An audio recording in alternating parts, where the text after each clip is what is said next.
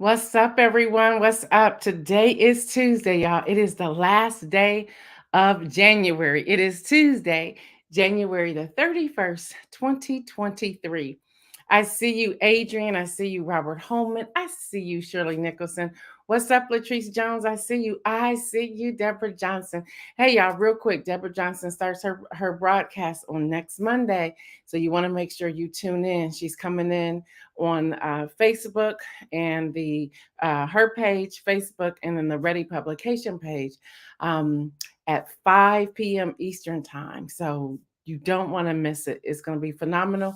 Her broadcast is called Right, WRIGHT, from the heart. So it's going to be good. If you have not checked out the podcast, which dropped a couple of Fridays ago, you want to check that out. I see you, Jacqueline, coming in as well. I see you, Marion, coming in also. Yeah, we have a lot going on. Hopefully, our guests will be able to join us. If not, that's okay. I have enough news to cover. Believe me. All right, y'all. It is Tuesday, January the 31st, 2023.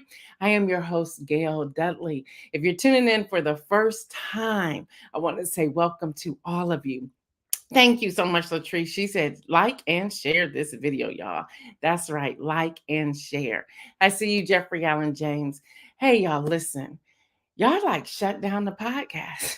The News in Motion podcast is booming, and people are saying that they are able to now. They're appreciating the audio, the initial audio, which is still happening right now. We don't know what we're going to do with it yet, but the initial audio, people weren't able to really locate our handle.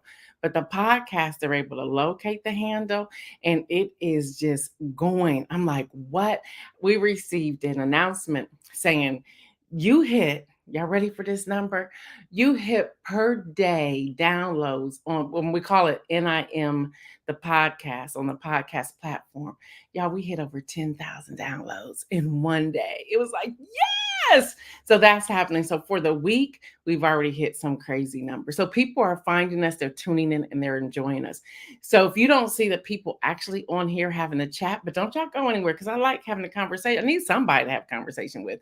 They're moving over to the podcast platform in the morning, but I need y'all to stay here because I like the interaction, and I believe that is a big part of the show is that we have conversations. I shout you out, we talk a little bit, and we move on. I see my brother coming in here, Stephanie Burbridge Hall. Let's see, Shardinia's in here, Deborah Sneed, Pastor Alex. Hey, what's up to all of you? All right, y'all. So there's a lot of news that's going on. Again, if you have not become a part of the membership, you want to check that out. Okay, you just really want to check it out. And I'm gonna tell you why. So yesterday, and people are like, "We got all this for $8." So yesterday we dropped the PDF digital journal, which is 12 pages. That's interactive. You sit there, and there's a lot of information in there. And then we also dropped yesterday the webinar. It's about an hour webinar with the presentation. They got the presentation as well. And people are writing in saying, you sure you want to do this for $8? Yes, we want to give back. So y'all, it's $8 to invest. And you opt in and opt out each month. So hey, if you want to do it, do it. Deborah wrote back and said, wow, because and see, Deborah, I don't know how that happened, but I was like, okay, Camille, you can do that. Deborah got both January and February. I said, all right, Deborah got a bonus yesterday. So that's what's happening with that. And we're really excited about it. We're absolutely excited about it. I see you, Donita. I see you, Danielle, as well. All right. So the reason I shared that, we got more fact sheets from the White House. And this fact sheet is about they're announcing funding. Let's see, Deborah said the info with the membership is straight fire. It is straight fire. And I'm going to pat myself on the back for that. Thanks for saying that. Y'all, yesterday I gave y'all the fact sheet where President Biden was going to Baltimore yesterday. Infrastructure. Gave all of that to y'all. And then what I normally do is I post it in the e-newsletter. So if you're not getting the e-newsletter, at least get that because we put all that in there. We put the actual fact sheet in there, okay?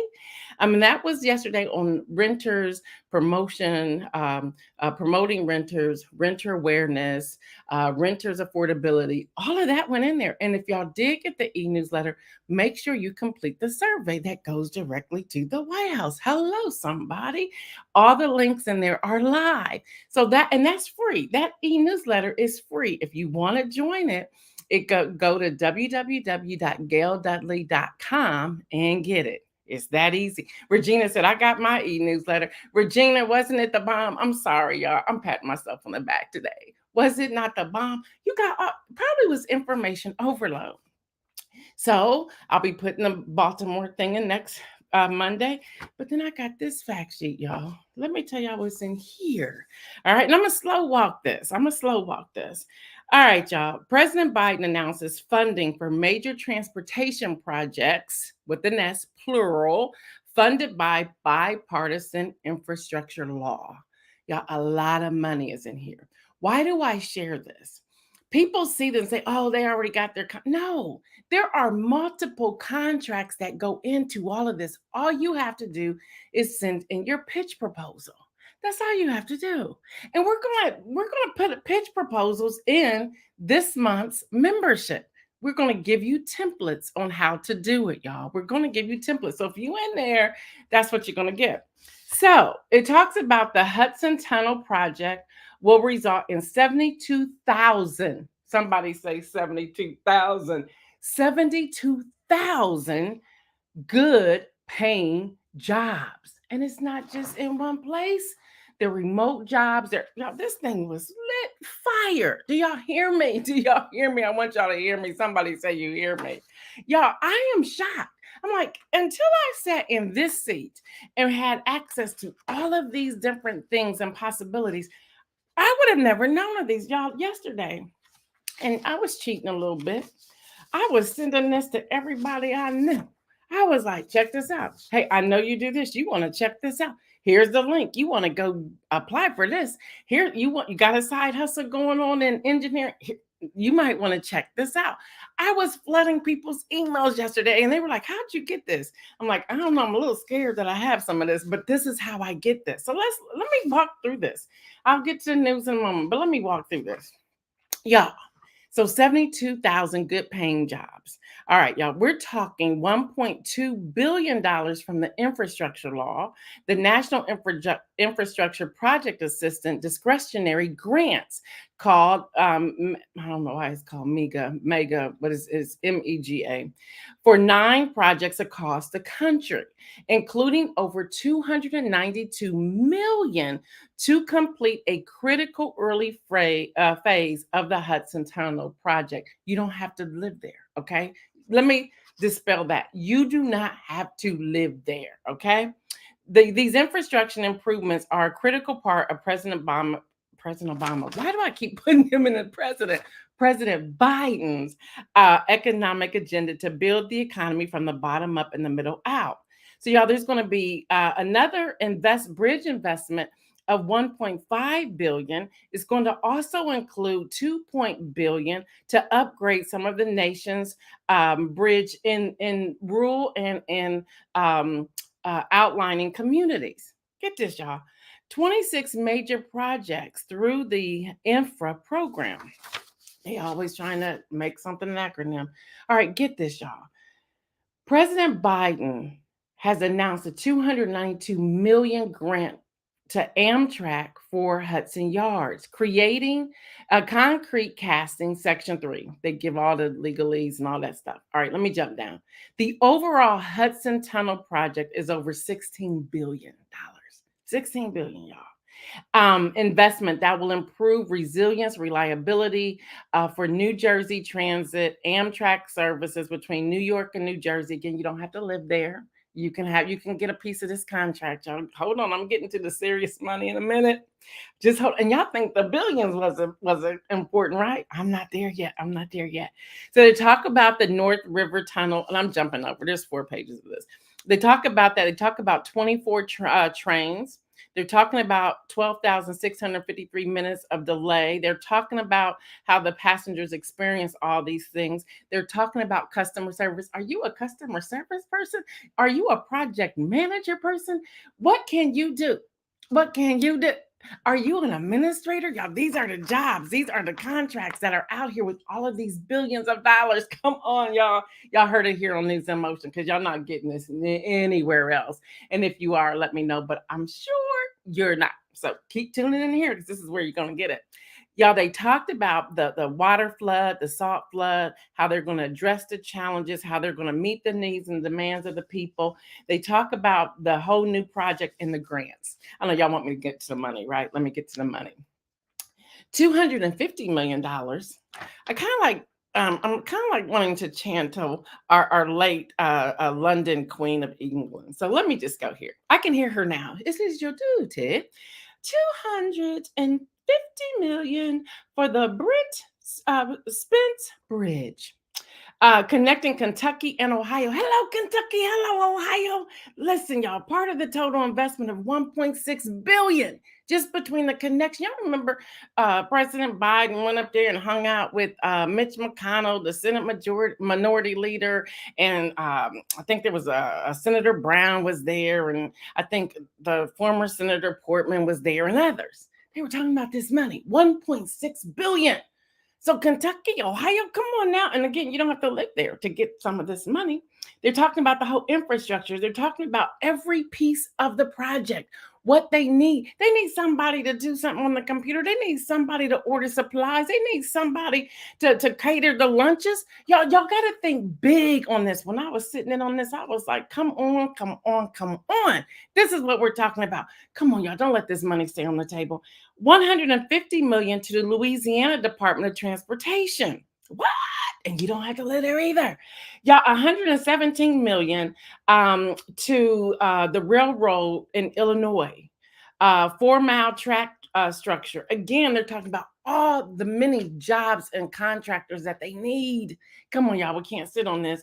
$110 million to the North Carolina Department of Transportation to replace the Alligator River Bridge. Come on, y'all, come on. I ain't done. I'm not done. I'm not done. Somebody say hello, somebody. $85 million to the Oklahoma Department of Transportation. And they're doing improvements for I-44 and the US 75 improvements. And they're talking about the whole freight corridor near Tulsa. Hello, hello, hello. $78 million to the city of Philadelphia to make improvements along approximately 12.3 miles of the Roosevelt Boulevard. Come on, y'all. Again, think about what is needed in a business. What is needed in a project? They need a project manager, right? They need that. They need infrastructure. They need somebody who knows how to talk to people. They need somebody who's going to do presentations. They're going to need somebody who does design work. Hello, somebody. They're going to need a CPA. They're going to need an accountant. They're going to need a human resource director. They're going to need people to help with travel. Come on, y'all. Y'all kind of think big. Come on, y'all. We didn't get this just to get this. We need to jump on some of this. So what's going to happen? Well, in the February, a small business in the membership, we're going to talk about some of this and how you access this money and how you write your pitch proposal and how you put it out there. Hello, somebody. That is happening. I'm not done. I'm not done, y'all. $60 million to Mississippi Department of Transportation to widen I-10 in Harrison and Hancock counties. $30 million, y'all, to the California Department of Transportation, Santa Cruz County, for the Watsonville Cruise Corridor Program. And they're talking about the miles and everything that's involved in there. Listen, this came from the White House. Y'all, this is what's happening. This is what's happening in these days. So what are you going to do about it? What are you going to do? Hey, what's up, Dr. Anton? I see you coming in here. Y'all, what are you going to do about it? Y'all, don't let me just give you all of this information and we do nothing. At this point, we can't say we didn't know because I just told you, we know. We know. Yep, Kim Edmondson, that's happening Tuesday. Y'all, that is happening. We now know this information. And I can sit here and I'm not going to share this. No, I want you to have it. But I want us to do something with this information we get, again, straight from the White House. Straight from the White House. Y'all, this is over, what did I tell y'all? It's billions of dollars, would it be? Billions of dollars. And we have access to it. Come on, y'all. They're gonna need a photographer. They gotta take pictures. They gotta document. They're gonna need a historian. They're gonna need somebody to put all this together. Y'all, this is what's out there. Y'all, this is what's happening. And let's do it. Let's do it. Let's do it. Let's do it. Let's do it. All right, y'all. In other news, let me pull that up. Before I go to other news, let's talk about just for a moment, y'all. Let's talk about being that this is the end of January. And I still believe you can still accomplish something. So remember to look at your goals, see what you've written down for January, and then make sure you find one thing to say you have accomplished that you met. You can complete that by 5 p.m. today. There's something. Maybe it's phone calls, connections, emails, or something like that. Make sure you get it done. Maybe it's finding out, well, how do I get some of this money? It's just a matter of reaching out. Let me share this too, because I think somebody went left the other day. Okay, you just can't call the White House. Okay, you can if you want to, but you just can't do that. And now y'all can tell people that I sent you, but make sure you telling them what I really said. Okay, I just want to say that.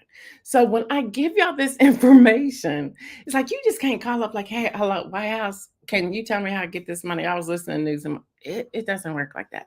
So make sure you are doing your research, Googling, getting the information, because when you call them, you know your name and all that stuff goes into the system. All right, I've been vetted, so I'm not worried. But anyway, when we get information, say, "Hey, we got floods after so many calls. We want to ask you this. Make sure you say this. Make sure you say that." I'm asking y'all to make sure y'all repeat what I said. Okay. And of course, they can go to the video to see themselves. So I'm not worried about any of that. But make sure we're going correct. All right. When you put my name on it, please make sure you ain't cussing nobody out. Please do that for me. Can y'all do that for me? I see you, Hester. All right, y'all. 3 Memphis Fire Department workers are terminated after failing to render proper aid to Tyree Nichols. 2 emergency medical technicians and a lieutenant assigned to the drive in Memphis Fire Department vehicles to the scene of Tyree Nichols were arrested. At the wake of his death. So the MFD, Memphis Fire Department, firing came simultaneously as Memphis police announced 2 suspensions of police officers. So yes, 2 more police officers have been suspended, not terminated at this point, but have been suspended. And that is coming out of many sources, but one being HuffPost. Y'all, there's a major ice storm. I told you about this on yesterday that was going to hit, and it has hit. Trust me. Axios is reporting 15 million Americans are under winter storm and ice storm warnings in that North Dallas, Texas area. A slow moving ice storm is impacting a large part of the country, extending from Texas, is now moving into West Virginia. No, I'm not your weather girl, but I thought I would tell you this because it's impacting flights, transportation, all types of things, electricity, multiple waves of freezing rain, which will deposit a dangerous glaze of ice. And they're saying that it's going to be black ice. So especially if you're driving when it's dark, to be extremely careful. And right now there are 50 million people who are under a winter alert as of this morning at 3 a.m. The hardest hit so far has been Texas, is continuing to pound Texas. A lot in Fort Worth, Texas, and that storm has already killed 3 people as of yesterday afternoon, with more widespread and significant ice storm looming at this time. So all of that is happening. So, y'all, there's also a water crisis. There is also a water crisis. And I see our guests coming up in here. There's also a water crisis. Y'all, the New York Times reporting a deadline for 7 states to agree on how to reduce their use of Colorado River water hits today. They have until today to determine this, as an Interior Department looks to stem historic drops in the water system's water volume. Y'all, there's a lot. That's serious. There's a serious water crisis, so we just can't ignore that and skip over that as well. Y'all, Manhattan DA is investigating the former guy to present evidence to a grand jury. So that is also happening. Y'all, and this is happening too. It's like, dude, you started it and now you're going to sue somebody. That means he's really hard up for some money. The former guy is suing Bob Woodward for publishing audio interviews. Trump is suing the jerk. Now, remember, he was commenting on Fox News about the audio interviews and he was all happy that his name was out there. Now you want to sue the guy. All right. So, yep, he's suing journalist Bob Woodward and his publisher over the release of the interviews the former president did with Bob Woodward between December 2019 and August 2020. That's just hilarious. All right, y'all. The Biden White House says, all right, y'all living with it, y'all dealing with this, and we about to end this COVID-19 public health emergency. All right, just make sure you have everything in place in case we need to jump back out here. And then, y'all, this will be a first, and I'm going to bring in our guest. This will be the first BBC reports and also the Academy reports that the Academy of Motion Pictures, Arts and Sciences will meet today to determine whether to rescind Andrea Riseborough's Best Actress nomination. This will be a first. I guess she contacted some people who were on the vote board. You're not supposed to do that. And it came out, and they're saying if that does happen, it may open the door for Viola Davis to jump in as a part of that nomination. So we're going to see that play out. All right, y'all, with everything that's going on, and I'm so glad he was able to jump in here. I want to bring on, and I was telling him the other day, I said, we're like MSNBC. We have reoccurring analysts and strategists that come onto the show and share. And I want to have the rest of our time to talk about Tyre Nichols and what's happening and what we can do as a community. So come on in here, Pastor Derrick Holmes, and let's strategize through some of this. Good morning. Good morning. Good morning. Good morning. It's so good to see you. Good God to is see so you. much bigger than technology. My God. So much. Well, I got to see what Regina says. Regina Short says, we got to put that up there, Isaiah. She says, don't call the White House half-cocked using Gail's name. Not at all. Please and thank you. No, that's right. Don't do that. That is the truth. Don't do that. Thanks, Isaiah. So we want to jump in here, and y'all, this may go a little over, and if you have to go, you have to go. But trust me, you want to really hear everything that I always call you doctor, and I'm gonna keep doing it. Dr. Holmes is going to discuss. Now we have five Memphis police officers have attacked Tyre Nichols, who is now deceased, with their feet, fists, and batons, while others were was kind of like gawking, just checking out the scene. This 29-year-old cried out in pain and then slumped against the side of his car. We all know that. Now, what we're hearing is like, just like the attack of George Floyd in Memphis nearly 3 years ago, a simple intervention could have saved Tyre Nichols' life. So more disciplinary action has come forward. We have now 2 more who have been put on leave. We have 3 from the Memphis Fire Department who have been terminated. Again, just to set the scene, we have Tyre Nichols was pulled over in a traffic stop on the night of January 7th. 3 days later, passed away. Body camera video shows he was beaten as officers screamed profanities. And even as Tyre seemed to be somewhat confused as to what he did wrong.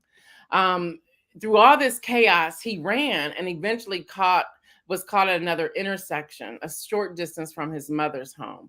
Security footage shows that 2 officers holding Tyre to the ground and a third appeared to kick him in the head. Later, after officers strike Tyre repeatedly with the baton and another officer holds him down. So I want to jump in here with the questions, if you don't mind. I have several. Now that the videos have been released, some are asking, what about the other officers? And I want to ask you, what are your thoughts on that question? What about the other officers? Yeah. First, again, always a pleasure to share with you. God bless you. And I love this medium. I echo the sentiment that was just shared a moment ago. You have a gift, and this platform, this medium is a gift in that it stays on the pulse of the culture. And that is a blessing. And I'm not even sure if you know how much of a blessing News in Motion is nationally. You're just very much a big deal, and to be able to share is a blessing. Let's jump into it. Listen, I think that the way in which we should be thinking about that moment, I think we have to move back from it some, right? Because the truth is, with respect to the Nichols family and obviously to the Memphis community, the truth is, if we scratched out his name, we could put somebody else's name. And if we scratched out the officers' names, we could put other officers' names there and not change anything. And the circumstance still be the same. And I think the reason why we have to, in part, do that is because that elevates the issue past the personal. And the people who don't have the interest of our community will try to control the narrative and make it personal. Now, that's a harder thing for us because we're a community people, we're a village people. When it happens to one of us, it happens to all of us. But in order to kind of navigate the moment rightly, I would suppose that we have to move back from it. Because if we keep it personal, then we don't deal with the real issue. The real issue is that it's a systemic issue. It's not a personal thing. There is a problem in the United States of America with the way in which our communities are policed. And there has to be robust reform around that issue. So much so to where you don't need a certain face in order to identify the problem. So it doesn't matter if it was 5 black folk, right, on another black person. You don't need white people in order to promote white supremacy. In fact, sometimes the loudest voice that an ism can have is when it's a representative of another thing, right? So we have to be able to move back from it some and then look at that. When we do that, to your question, then we're able to address prosecution, because the first thing I thought, to your point, is, oh my gosh, this is the quickest prosecution that I've seen. 2 months? Are you serious? Like that? Because I live in Columbus, Ohio, and we can't get the prosecutor that, by the way, she's not going to say it, that Gail and a bunch of other folk did work to try to get to the seat. We can't even get a prosecution of officers that are implicated in murderous activity here. Right. Look, and that was an exhausted. I was so exhausted after that, but I was like, we're going to get this done. Right. We can't even get a prosecution here. Right. But to know that it happened that quick says something, right? That's an indicator of a systemic thing that we have to be thinking about. If we keep it in the personal, then I think we miss the mark. I really do. And speaking of that, I was reading, and this was perfect. So I love how we just feed off. We were even doing that. We were doing our consulting work. I was reading in the Associated Press this line where it says experts agree peer pressure and in some cases fear of retribution is on the minds of officers who fail to stop colleagues from bad action. And then there's George Kirkham, a criminology professor emeritus at Florida State University and former police officer, said these words: they're afraid of being ostracized. You've got to depend on these guys. It's the thin blue line. When you get out there and get in a jam, you've got nobody else to help you but other cops. So is that a part of what's happening? Because you, as an organizer, as a pastor, as a state collaborator, who has a role with state collaboration, who deal with mobilizing and education within the church community, what will it take for people to step up and step in and get beyond this thin blue line? And let's talk solutions. Like, what can we do? Can you speak to that?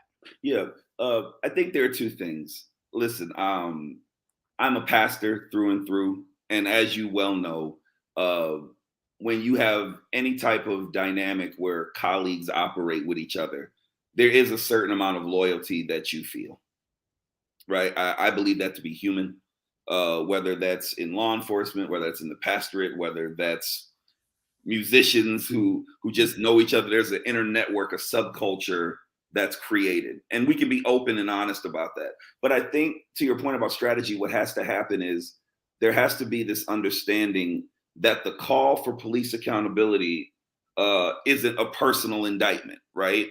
So we have the movement has to be for accountability. Here's the thing, regardless of how heinous the activity is, right? Or how jarring the videos were. I'm not sure where everyone else was. I didn't watch it. I got to see the video a little bit earlier before the rest of the country did.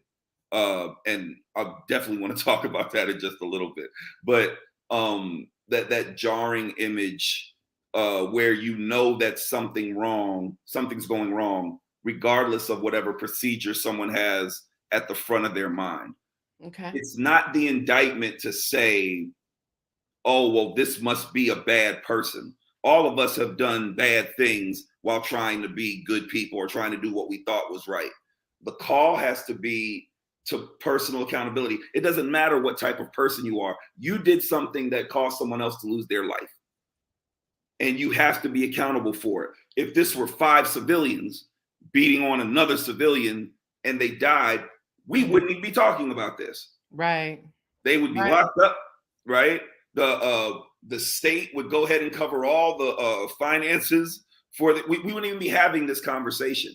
So we have to make sure that our tactic has to be to push for accountability to the fullest extent of the law, and everything below that can't be acceptable to us. Now, that's hard, but everything can be acceptable to us. And I agree with that, which leads me into, this was truly, and I did not watch the video. And as a journalist, we received like, I don't know how many, but they had on top of it, graphic, egregious. I mean, they were given every label that will caution us of looking at that video. And I was like, not today. And I was not doing that at all. So this was a very horrific act. Some are saying that it's somewhat like the Rodney King beating. And then people can see now that it's not just white officers who are taking the lives of our Black men.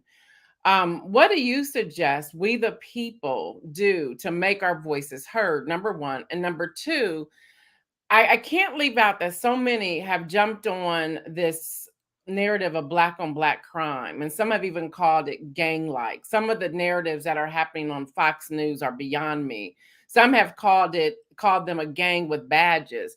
The language we've never heard before when it comes to officers beating people, but now that there's 5 Black officers, that's what they're saying. So my question is, why now? And is it because they're Black officers? Can you speak to that? And can you help us look at the fact that they are 5 Black officers that, and I'm gonna use the word murdered a young Black young Black male? Yeah. I think that the way that we navigate this moment, I love that you talked about narrative.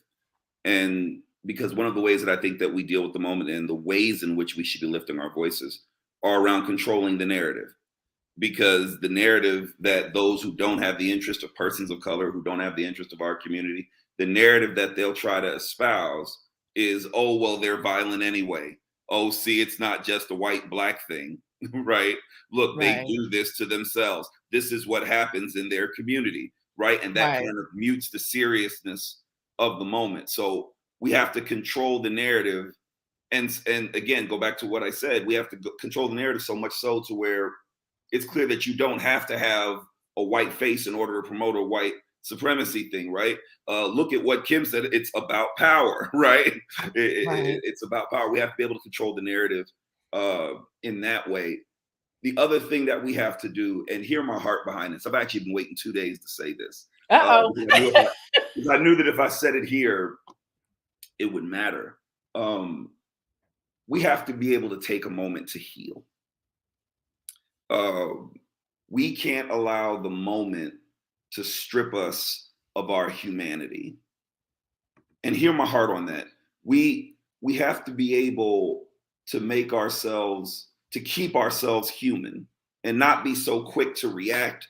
We have to give ourselves a moment to grieve, a moment to cry, a moment just to process. I'm gonna tell you the truth. I've only watched the video once because I am team protecting my peace over here. Listen, I need to be okay.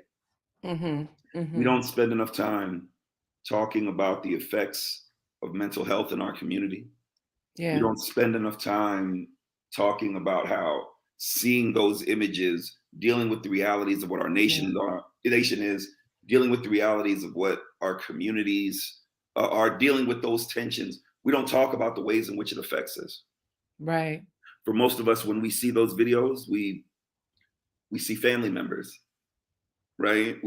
Again, you can take out Memphis and you can put Oakland. You can take out Oakland, you can put Columbus. You can take out Columbus, you can put Atlanta, right? It's a national thing.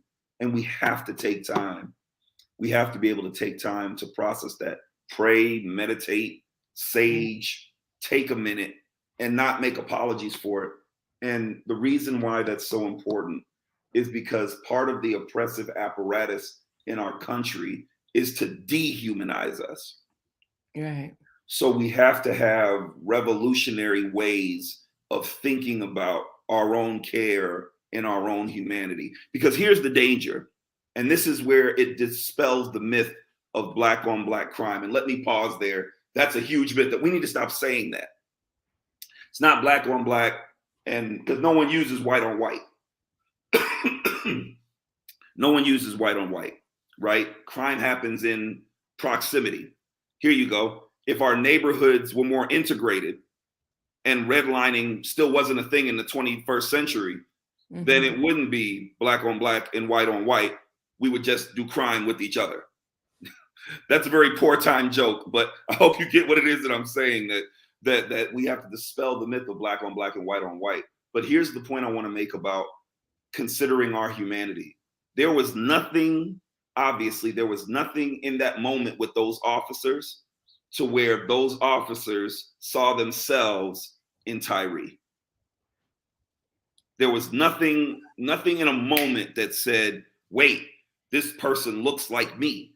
This person, he might be wrong. He might have done something wrong. I might have felt away. There are reports that, and I don't want to share them because I don't know if it's true or not. There are reports that there's a whole other backstory to this that's a lot more ugly and personal around why this person was beat to death. And I pray that it's not the case.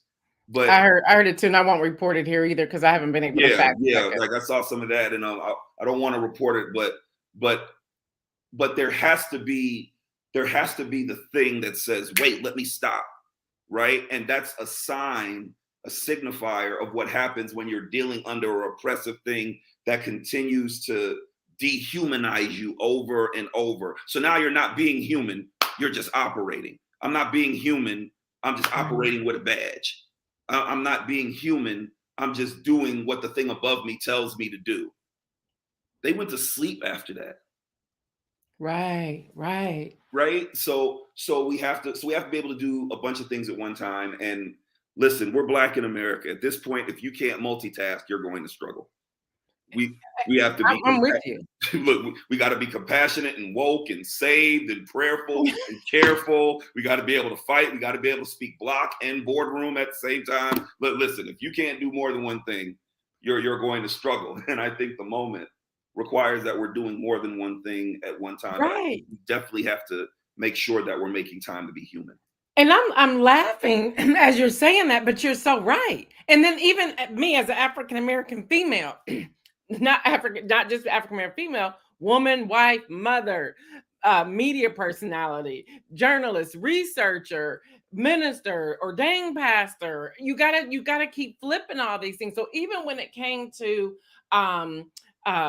watching movies this weekend, I could not watch any type of action type movie. I couldn't do it. I couldn't do it. I ended up watching, and some people are hating the movie, but I actually think there's so many great lines to it, and we all probably need to watch it without being offended. I ended up watching You People and looked at that, the piece with Eddie Murphy on Netflix, and said this was brilliantly placed together, but you have a lot of people hating on that. But I had to find something else. I could not watch any type of movies like that.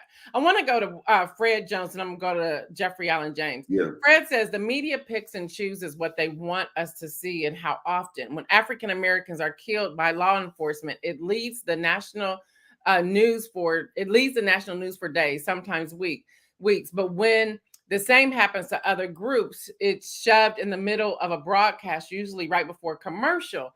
we have to Mhm. be mindful of that. That is so true. Can you speak to that? And then we're Yeah, going to go to Jeffrey I Allen think. James. By the way, good to see you, Fred. And the truth is that this is why it's so important to control narrative.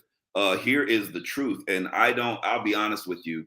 I very rarely say something positive, and it's not because I'm being intentional. But I very rarely say something positive around law enforcement. I try to kind of keep my mouth off of just that because I have some own personal intersections with that. Here's the truth. There are officers of color across this country who love their people and their community and try to serve in that way, who operate justly every single day. It doesn't make the national news. Right. It's not put out in a way that should be lauded. And we have to be able to control the narrative, right, and be able to think about it in a broader way. So I appreciate what Fred said, and I think he's right. Again, Yeah. the call has to be for accountability. And listen, the narrative in this moment that says that, oh, Black people do it too, watch this, then justifies that there are white people who have done it. That doesn't benefit our community, right? Right. So Right. we can't fall for the politics behind that. We have to I be like able that to say, politics. I yeah, like that yeah, politics. we can't fall into the politics behind that. We have to be able to say that, listen, blackface or not, this was wrong. I don't care if they're purple. Somebody got beat to death. And that doesn't Exactly. count as service or protection. And the Exactly. call should be for accountability. So Right. I think Fred is right. But I think we have to take this moment and control the narrative. Nobody watching right now, hear my heart. No one watching this right now should be using the words black on black crime to talk about this moment. Thank you. Thank Because you. that is a myth. That is not a real thing. That is not a Thank real you. thing. It doesn't, you don't hear brown on brown crime. You definitely don't hear white on white crime. It's only when something happens in our community where it gets elevated, like what Fred is talking about. We Thank have to you. dispel that. Something wrong happened because of a system that's in place that disenfranchises Black folk and brown folk and poor white folk in murderous ways. And we have to address the system. It doesn't matter what color the servants of the system are. It doesn't matter the ethnicity of the servants of the system. If we fix the system, then we'll fix the problem. Thank you. Thank you for that. Do you have a few more? Do you have some more time? Because I'm not ready to quit yet. Look, I got time today. All right. I love it. I love it. I got Jeffrey time Allen today. James said 5 Black officers killed, 8 Blacks in total in a city where Blacks fear their law enforcement. I have personally witnessed how the Memphis Police Department treat people of color. Can you speak to that? Yeah. My son's mother is from Memphis. My son is in Tennessee right now. The only reason why I'm not in Tennessee right now is because I plan to be there later. So, right. So this is what happens again nationally, that when you have a system that navigates community a certain way, and they have a type of power that they exert in ways that are oppressive, then there's this other set of rules that happen in those communities. It's not something that's letter of law, but it's something that people just understand because of the way in which the system is pushing down on them, which means those moments where you hear about someone running away, or someone explaining something even though they weren't asked a question, or someone who's nervous when they get pulled over. That's because there's an unspoken law, unspoken mode of operation that's put in place because of the way that they're policed. And it's not until these moments where we get to share in the village about how to navigate that, right? So when this happens, we have, it was so sad. It was so sad when Philando Castile happened. And Gail, I know you know this, because the cry for so many out of our churches was, we're just trying to make it home. Right. It's part of the narrative now. I remember preachers that I respect getting up and saying, look, we're just trying to make it home. That there was an understanding that the way in which our communities are policed, that our response to it has to be something that the world might not understand. God bless white folk, that white folk might not understand. But we have to we all we got. And we have to figure out how we navigate this until we get enough power to change it. Yeah. I have a 37-year-old son. Yes, my 24-year-old self has a 37-year-old son. Yes, Amen. and I'm glad that he understands now, although he lives alone, doing well, and all the work that he's doing. I'm glad he understands now. I'm not just calling you to see what you're doing. I'm calling to make sure you're breathing All in your right. home. Yeah. And that's sad when we have to get there. So even this weekend, hey, are you home? Is everything cool? Even with my own husband, like, Yeah.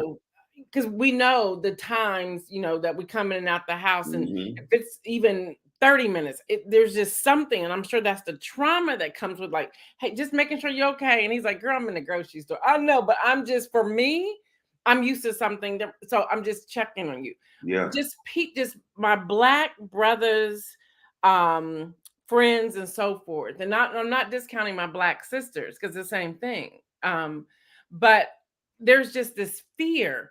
So I want to ask this question to you, and I wrote it down. I took it off. I wrote it down. I took it off. So if we're honest, we took a stand after the murder of George Floyd. Yet here we are again Mhm. after George Floyd and many others. What is the missing piece, if there is one, that it's like, okay, we're done with that. All right, next. And we start the process all over again. Are we missing a connecting piece to begin to see a movement that this doesn't happen again? Or have we really become so numb? Because the reason I did not watch this video, Mhm. I don't know how I was on live with the George Floyd. I can't get that out of my head. I remember Mhm. screaming. I think you and I were talking about this. I Yeah. remember screaming like, "There, he's going to kill him. He's going to kill him." And this was live. Mhm. What are we missing something so that we don't keep finding ourselves here again? Well, I think that more than one thing can be true at the same time, right? It can be the case that we activate in protesting ways when these murders happen, when these acts of injustice happen, right? And it can also be true that there's a piece that's missing, and that perhaps it is also true that the timeline we've created for the change that we want to see is unrealistic. And here's the tough truth. Here's the tough truth. The tough truth is that progressive movements just take time, and it doesn't mean that we have to operate slowly. It doesn't mean that we have to tolerate mistreatment. We shouldn't. Whatever way you heard that is the way I meant it. We shouldn't tolerate, we shouldn't have to settle for mistreatment, and we have a right or responsibility to protect ourselves. Um, the truth is, the truth is, we don't have enough power to change the things that we want to see changed in our communities, even nationally. It doesn't mean that we don't have people who are doing work on the ground. It doesn't mean that we don't have prophetic voices. They just don't get the microphone in ways that other people do. Again, this is the beauty of News in Motion, because you allow prophetic voices. You had Jamal Bryant on News in Motion, right? Right. So you leave a platform for people to share deep and abiding truth about what's going on in our community and the nation, even the world. Um, we don't have enough power to change the things that we want. That's what power is. Right. Power Right. is power is the ability to change something that's happening around you. And the truth is, building power and enough power to Mm, change something that's been here so long, it right. just takes time. Now, it doesn't mean that we shouldn't operate with urgency. That notion of power is the only reason I'm an organizer, because it's a stressful work, right? Uh, Right. Right. but the truth is, we have to understand that we don't have enough power. We don't have enough power to we don't have enough power to radically transform the police infrastructure and the way in which communities are policed nationally. We don't Right. have that power yet. We don't. And so it just takes time to build it. Now, I want to be very clear. It is so hard to be patient with that truth when you're worried about your life, when it's friends and family members and loved ones who have the potential to be dealing with harm at the hands of these systemic issues. And again, I'm not saying we should tolerate it, but we have to be clear that our goal, the way in which we respond, has to be building power. How do we build power in our communities, right? We have to Right. be intentional about the relationships that we have. We have to understand that liberation happens on levels. Right. We have Right. to have people in politics who are committed to our community. And we have to have people in the hood that are committed to our community. And we have to have people in our churches who are committed to our community, pastors and lay folk. And we have to have we have to have celebrities who are committed to our community, all doing work at the same time. So that way our collective power can then transform the things that are around us into the things that they need to be. And until we get that, we're going to be seeing the same thing. We're going to be seeing the same thing. Yeah. And I know that might not sound like good news, but my Bible says something about weeping only enduring for a night. Right. Right. And that joy comes after that night in the morning. In the morning. Yeah. And that's the perspective that we have to have while we're doing the real work of building power. We should operate with urgency. We don't have to wait. We can build it right now. You can build it right now. You can go and talk to your folk and start having real conversations about how you empower your community, about how you all protect yourselves. You all get to name the way in which your community gets to function in order to be safe. You don't need a government for that. You don't need an elected official for that. You don't need a vote for that. You just need to care for that. You have to care for it. I just want to read some of these and then we'll wrap this up. This is so great. Donita says, I want to go back to Donita. Legislation is tough when those that legislate don't truly represent their communities. Unfortunately, legislators are about that dollar. Their intention is greed. And there's so much truth to what she said in that post. And that's where we have this thing with gerrymandering that just does not work. Because like, you're not even in my community. You know, Right. So how are you able to do this? You have now mapped us in to your line, but you don't even come over this way. Right. So what do we do with that legislation? Because you do a lot with that now. I think we have to learn how to be more progressive with the way in which we think about the power of our vote. Yeah. I'll speak for me because one of the things, and you can probably relate to this, I was raised in a generation where you didn't talk about politics publicly. Right. You weren't supposed to talk about who you vote for or where you come down. I fundamentally reject that. I think we should be able to have conversations about who you're voting for and why you're voting for them. And excuse me, that should be able to happen in a way that's healthy. I'm not willing to vote for anybody who hasn't proven a vested interest in my community, who doesn't have a clear tactic or plan for how what they're going to do in their office affects my community. I'm not willing to vote for someone whose money is connected to places that don't serve my community. I'm not willing to use my vote to put people in place who don't serve my interests. Let me be very clear. Gail isn't saying this. Reverend Derrick Holmes is saying this. Listen, I am perfectly fine and at peace with knowing that some things may need to be broken down so that way other things can be built up. I'm sorry I'm getting emotional because the more I think about this, this is actually the core and crux of what we need to do. And I stay up until the midnight hours thinking about the level of commitment that's needed to live in the world that I want to live in. I'm not willing to put any energy behind anybody who is not proven to serve my community. I don't care if you're Republican. I don't care if you're Democrat. I don't care if you're a woman. I don't care. I promise I don't care.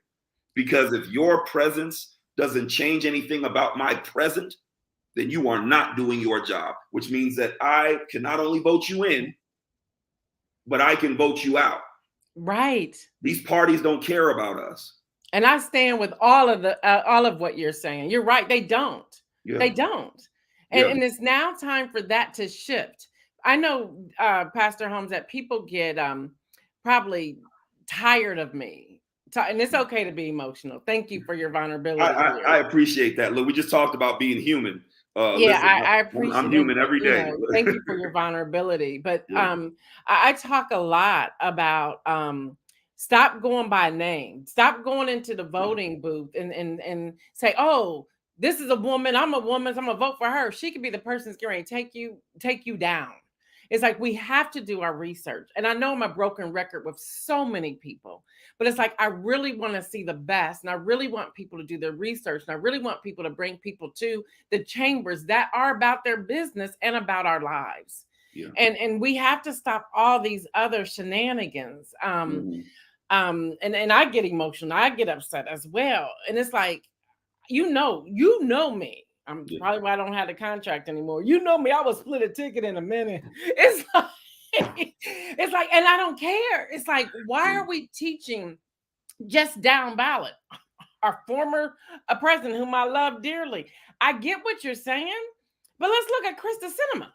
Like, seriously. Yeah. Yeah. Let's look at Yeah. Joe Manchin. Seriously.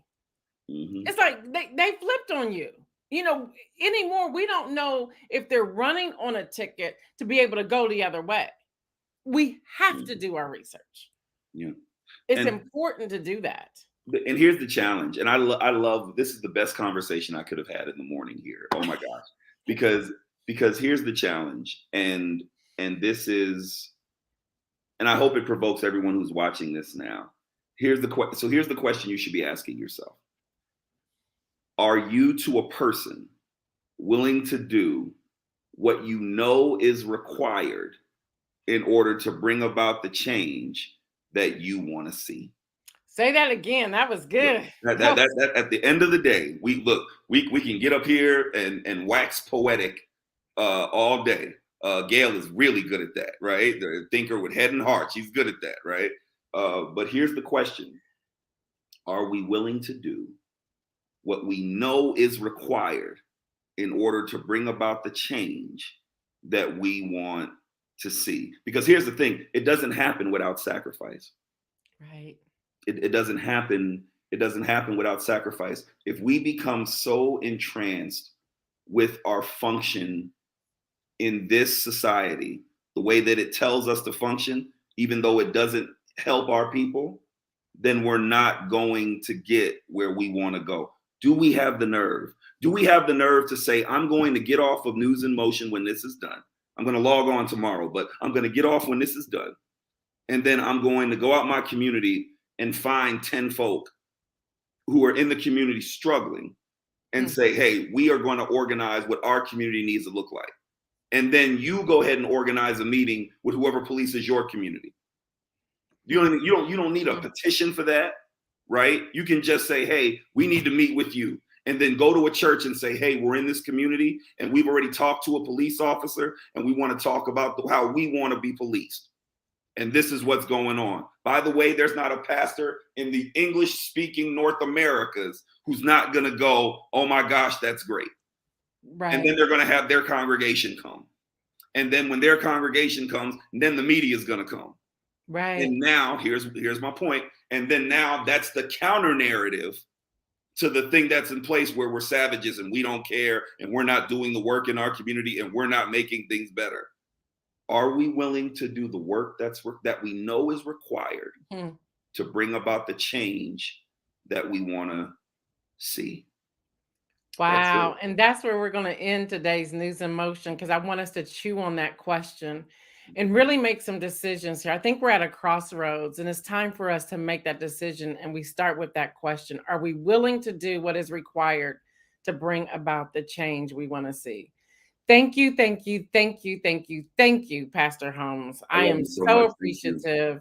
But I thought more people would fall off, but people stayed on. They're like, I want all of this, which says that this is what's needed at this time and in this season. So I cannot thank you enough. With that, love you. Go ahead. I'm sorry. No, love you to life. I love you. Already know. I love you to life. Love you too. Love you too. Look, MSNBC and some others probably need to check us out to see, maybe we need to slide them in on here. Maybe we can do the stream. It's not a big deal. We can do whatever we need to do. Deborah Johnson says this was such a serious conversation on what we can do to change our community. Lori says, thank you for the conversation. God bless you too. Jeffrey Allen James says, can we do another hour? Shirley Nicholson says, must have a personal relationship with those you serve, and that can't happen by riding around in a patrol car. And then Kim Edmondson says, this is our call to action. So on that note, I just want to once again thank you. Thank you, Isaiah, for hanging out in the green room longer than our normal time. But again, I thought this was too important to cut off. Kim Edmondson also says, thank you once again, Pastor Holmes, for speaking truth to power. Amen. So with that, and a lot of them were with you on Sunday. I saw that you were at New Salem preaching up the word. Amen. Praise God. Trying to do my best, doing my best to make some sense. You know, more and more people, and I'm going to say this and sign out, and I mean this, and you and I've had many conversations when I was doing consulting with the collaborative here in the state of Ohio. More and more people need to hear you and know you. And I'm not prophesying. That's not my job. That's not my calling. Every now and then God gives me a word. This is not a word that I think that's coming from God, but this is what I'm sensing to share with you.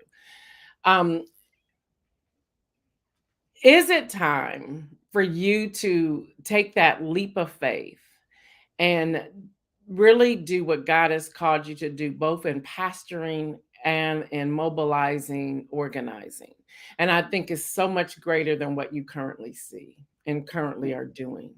Wow. Because leaders and pastors need to hear from you and to be about that business with some how-tos, being the feet of Jesus and taking this journey.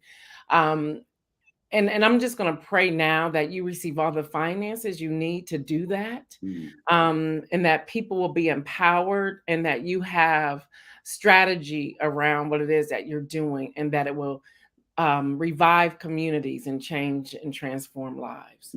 So I don't know, but I was just led to, and I got chills telling you, I was just led to share that with you. It's greater than what you even imagine. And the other word that I am hearing is don't be afraid. I received that. Don't be afraid. So on that note, everyone, I'm going to say, y'all, stay well. And remember, y'all, make this move today. He gave us a call to action. Are we willing to do what is required to bring about the change we want to see? So with that, I'm out.